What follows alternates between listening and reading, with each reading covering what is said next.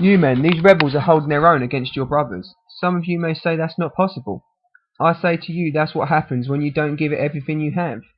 Now each and every one of you are going to come with me and show these rebel punks what it's like to stand toe to toe with the peak of human genetics, wrapped in the wrath of God.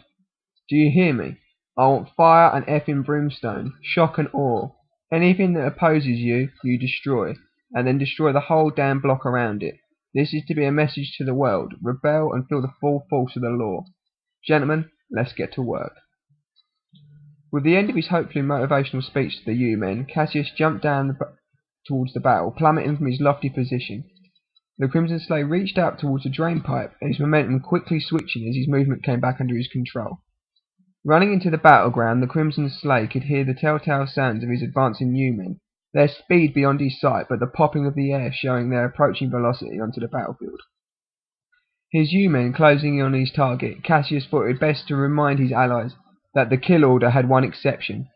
Remember, the nightfall is mine, restrain only. The area around him was a war zone of torn-up streets and scorched buildings.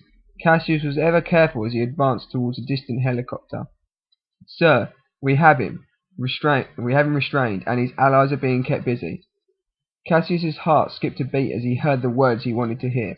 I have visual. Continue to restrain and monitor area. I will be with you in 2. His adrenaline in full flow, Cassius ran faster, jumped higher, and cleared the distance between him and the captured Nightfall much quicker than 2 minutes. Slightly breathless but twitching from his full hit of adrenaline, he spoke to his cousin. Hello, my murderous cousin. I've been looking forward to this for a long time. Drawing his pistol, Cassius placed the barrel on Quintus's forehead and stared him square in the eye.